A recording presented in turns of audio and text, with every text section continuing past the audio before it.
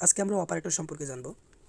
Operator যে গাণিতিক ক্রিয়া একটি রাশিকে অন্য রাশিতে রূপান্তরিত করে তাকে অপারেটর বলা হয়। এই অপারেটরের নির্দিষ্ট কোনো মান নেই, কোনো অর্থ প্রকাশ করে না। যখন ভিন্ন ভিন্ন রাশির উপর ক্রিয়া করে তখন একটা মান প্রদান করে। এক্সাম্পল অফ অপারেটর: বর্গ। বর্গ একটি অপারেটর। যখন 4-এর উপর বর্গ হবে তখন মান হবে 16, যখন 5-এর উপর বর্গ হবে তখন মান হবে 25। ঘন একটি অপারেটর। 2-এর উপর ঘন হলে মান হবে 8, 4-এর উপর ঘন হলে মান হবে 64। বর্গমূল হলো একটি অপারেটর। যখন 64-এর উপর বর্গমূল করব তখন মান হবে 8। লগ 10 একটি অপারেটর। যখন লগ 10 100-এর উপর ক্রিয়া করবে তখন মান হবে 2। যখন লগ 10 25-এর উপর ক্রিয়া করবে তখন মান হবে 1.39। সাইন একটি অপারেটর। যখন সাইন 30 ডিগ্রির উপর ক্রিয়া করবে তখন মান হবে হাফ। যোগ একটি অপারেটর। 2 এবং 3-এর মাঝখানে যোগ অপারেটর বসালে মান হবে 5। বিয়োগ একটি অপারেটর। 3 এবং 1-এর মাঝখানে বিয়োগ অপারেটর বসালে মান হবে 2। ক্যালকুলাসে ব্যবহৃত দুটি গুরুত্বপূর্ণ অপারেটর হলো, এক হচ্ছে অন্তরক বা ব্যবকলনী অপারেটর, এটাকে d/dx দ্বারা প্রকাশ করা হয়। অপরটি হলো সমাকলন অপারেটর, এর চিহ্ন হলো ক্যাপিটাল এস। এখানে d/dx এর নিজস্ব কোনো অর্থ নেই, অর্থাৎ d/dx অপারেটরের নিজস্ব কোনো অর্থ নেই। d/dx যদি y এর উপর ক্রিয়া করে তাহলে লিখতে পারি dy/dx। এটাকে পড়তে হবে d/dx অফ y, পড়া হয় y এর d/dx, d/d of y, d/dx of y বা dy/dx পড়া হয়।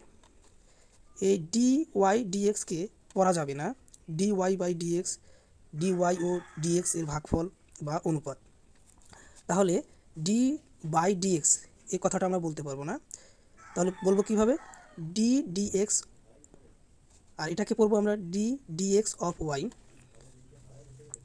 সামেশন এর অধ্যাক্ষর এস এর সম্প্রসারিত রূপটিকে সমাকলনের প্রতীক হিসেবে ব্যবহার করা হয়।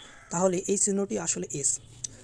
সমাকলন হচ্ছে ব্যবকলনী অপারেটরের বিপরীত, অর্থাৎ অন্তরক বা ব্যবকলনী অপারেটর d/dx এর বিপরীত হচ্ছে এস অপারেটর। এখানে dy/dx হচ্ছে এক্স এর ক্ষুদ্রাতিক্ষুদ্র পরিবর্তনের জন্য এক্স এর সাপেক্ষে ওয়াই এর পরিবর্তন। তাহলে এক্স এর ক্ষুদ্র পরিবর্তনের জন্য এক্স এর সাপেক্ষে ওয়াই এর পরিবর্তনই হলো d/dx অফ ওয়াই। বা আমরা এটাকে বলতে পারি এক্স এর সাপেক্ষে ওয়াই এর বৃদ্ধির হার, বা এক্স এর সাপেক্ষে ওয়াই এর অন্তরকও বলে। d/dx অফ ওয়াই কে ঢালও বলে। যখন ds/ds dt of s, ds dt হচ্ছে t এর সাপেক্ষে s এর পরিবর্তনের হার। যেহেতু t হচ্ছে সময় এবং s হচ্ছে দূরত্ব, তাহলে বলতে পারি সময়ের সাপেক্ষে দূরত্বের পরিবর্তনের হার, অর্থাৎ বেগ। তাহলে ds dt হচ্ছে বেগ। d/dt অফ v হচ্ছে সময়ের সাপেক্ষে বেগের পরিবর্তনের হার। সময়ের সাপেক্ষে বেগের পরিবর্তনের হারকে আমরা বলি ত্বরণ। তাহলে d/dt অফ v হচ্ছে ত্বরণ। d/dt অফ p হচ্ছে সময়ের সাপেক্ষে ভরবেগের পরিবর্তনের হার। ক্যালকুলাস থেকে আমরা পাই একটি স্বাধীন রাশি x এর একটি মানের জন্য নির্ভরশীল রাশি y এর মান যদি হয় y অফ x, অর্থাৎ y হচ্ছে x এর ফাংশন, x এর মানের জন্য y এর মান হবে y অফ x, এবং x এর মান ডেল x পরিমাণ পরিবর্তিত হয়ে যদি x প্লাস ডেল x হলে, যদি y এর মান ডেল y পরিমাণ পরিবর্তিত হয় তাহলে আমরা লিখতে পারি del y equal y into বা function x plus del x minus y of x। এবং আমরা লিখতে পারি অন্তরস d/dx of y equal limit del x tends to 0 del y by del x, del y del x। এখানে del y হচ্ছে y এর পরিবর্তন আর ডেল x হচ্ছে x এর পরিবর্তন। Limit del x tends to 0 equal আমরা লিখতে পারি limit del x tends to 0 y of x plus del x, x plus del x পরিবর্তনের জন্য y এর মান মাইনাস x এর পরিবর্তনের জন্য y এর মান ভাগ ডেল x। একটি চিত্রের মাধ্যমে এটি বোঝার চেষ্টা করি। ও এ হচ্ছে x, যখন x পরিমাণের জন্য y এর পরিমাণ হচ্ছে y অফ x, এবং x কে যদি আমরা ডেল x পরিমাণ অর্থাৎ এবি পরিমাণ, এবি হচ্ছে ডেল x, এবি পরিমাণ বৃদ্ধি করি তাহলে y এর পরিমাণ হবে, অর্থাৎ y বিন্দুটি হবে p' বিন্দুটি, অর্থাৎ y of x plus del x। তাহলে এবি হচ্ছে ডেল x পরিমাণ বৃদ্ধি এবং পি ড্যাশ সি হচ্ছে ডেল ওয়াই পরিমাণ বৃদ্ধি। ডেল ওয়াই ইকুয়াল টু আমরা লিখতে পারি Y of X plus del X minus Y of X. এক্সের ক্ষুদ্র পরিবর্তন ডেল এক্সের জন্য ওয়াই এর ক্ষুদ্র পরিবর্তন ডেল ওয়াই, সেটি হচ্ছে অন্তরজ। অন্তরজের সূত্র বা সমাকলনের সূত্র, আমরা এখানে অন্তরজের সূত্র লিখেছি আর এখানে সমাকলনের সূত্রগুলো লিখেছি। প্রথম সূত্র হচ্ছে অন্তরজের d x of x d y of y d z of z equal to one. অর্থাৎ এগুলো আমরা সবগুলো সমান আমরা ওয়ান লিখতে পারি। D x x to the power m, যদি এম একটি ধ্রুবক হয় তাহলে এক্সের অন্তরজ হবে m into x to the power m minus one. অর্থাৎ এক্সের ওপর যত পাওয়ার হবে সেটা সামনে আসবে এবং সেই পাওয়ার থেকে এক বিয়োগ হবে। অর্থাৎ x to the power something কোনো কিছুর অন্তরজ হবে, সামথিংটা সামনে আসবে এবং সেই সামথিং থেকে কিছু বিয়োগ হবে, এক বিয়োগ হবে।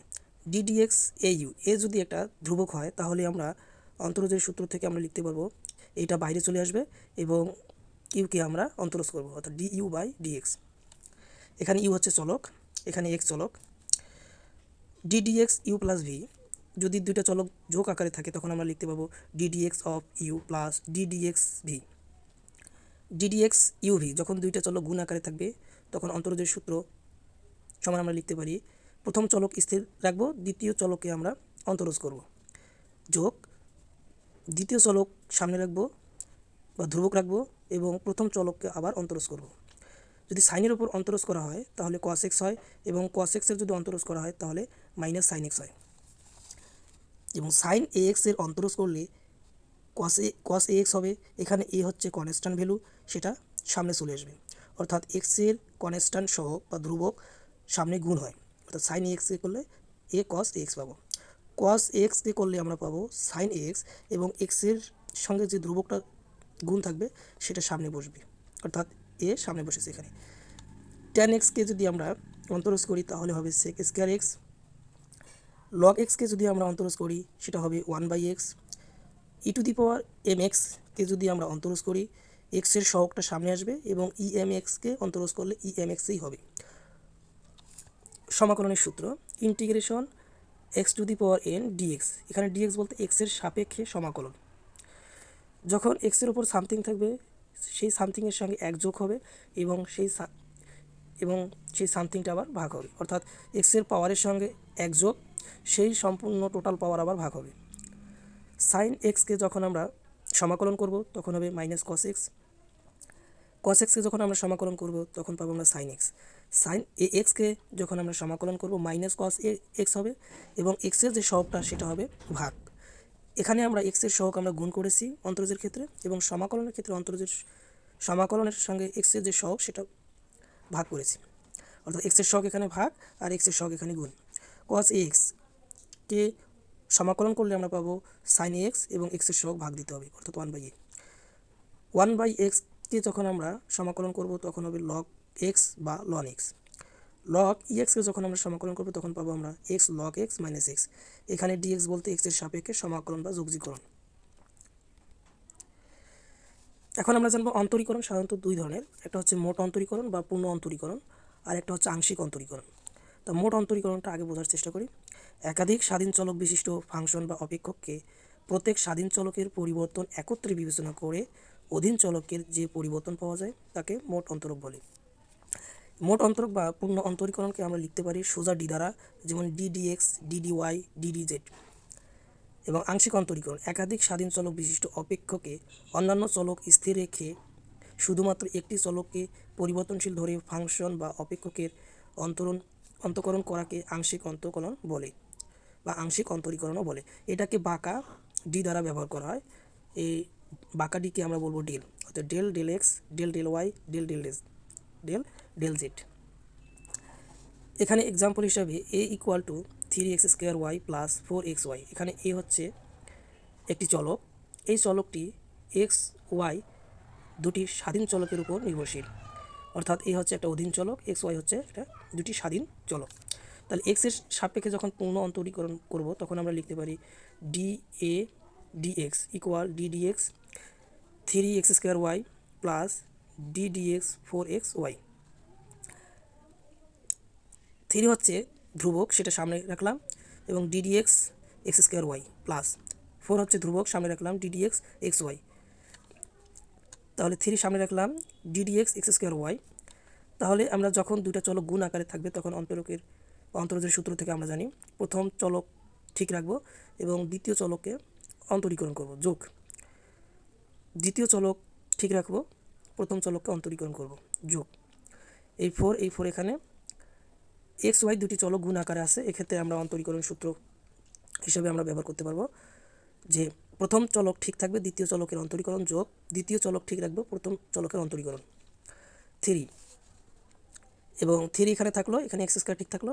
যখন ওয়াইকে আমরা অন্তরীকরণ করব তখন আমরা লিখতে পারি DY by DX plus Y থাকলো ইন্টু এক্সের ওপরে 2, অর্থাৎ পাওয়ার সামনে আসবে এবং পাওয়ার থেকে 1 বিয়োগ, তাহলে 2 থেকে যখন আমরা 1 বিয়োগ দেবো তখন আমরা পাবো এক্সের উপর 1, অর্থাৎ এক্সের উপর 1 দেওয়ার কোনো প্রয়োজন নেই।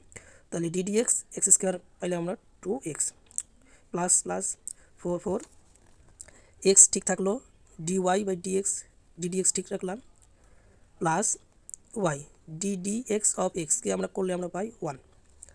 এখানে 3 দ্বারা সম্পূর্ণটাকে গুণ দেবো, 3x square DD x of Y plus 3 দুগুণে 6 X Y plus 4x D x of Y plus 4y।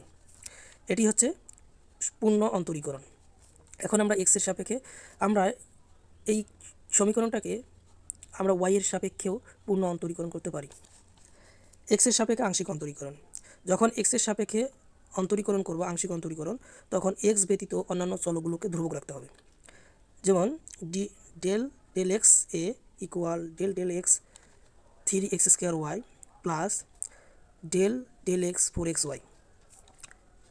আচ্ছা, ডেল এক্স যখন আমরা 3x স্কোয়ার ওয়াইকে অন্তরীকরণ করব, 3 হচ্ছে একটা ধ্রুবক সংখ্যা, এটা সামনে রাখবো এবং যেহেতু আংশিক অন্তরীকরণ করতেছি এক্সের সাপেক্ষে সেই জন্য ওয়াইও হবে ধ্রুবক, তাহলে আমরা লিখতে পারি del X square del X plus del x 4x Y. এখানে 4 হবে ধ্রুবক এবং ওয়াইও হবে ধ্রুবক, কেননা আমরা এক্সের সাপেক্ষে আংশিক অন্তরীকরণ করতেছি। তাহলে ডেল এক্স 3y ডট এক্সের সাপেক্ষে যখন এক্স স্কোয়ারকে অন্তরীকরণ করব তখন আমরা পাবো 2x, পাওয়ার সামনে আসবে, পাওয়ার থেকে 1 বিয়োগ প্লাস 4y। যখন আমরা এক্সের সাপেক্ষে এক্সকে অন্তরীকরণ করব শুধু পাবো আমরা 1, তাহলে দেখতে পাই আমরা 3 দুগুণে 6 xy প্লাস 4y। তাহলে আংশিক অন্তরীকরণ আমরা এর আগে পূর্ণ অন্তরীকরণ করেছি, সেখানে আমরা দেখতে পাই 4y আছে, আবার 6xyও আছে, অর্থাৎ আংশিক অন্তরীকরণ আবার আমরা পূর্ণ অন্তরীকরণের মধ্যেই পেয়ে যাই, অর্থাৎ পূর্ণ অন্তরীকরণের মধ্যে আংশিক অন্তরীকরণও থাকতে পারে।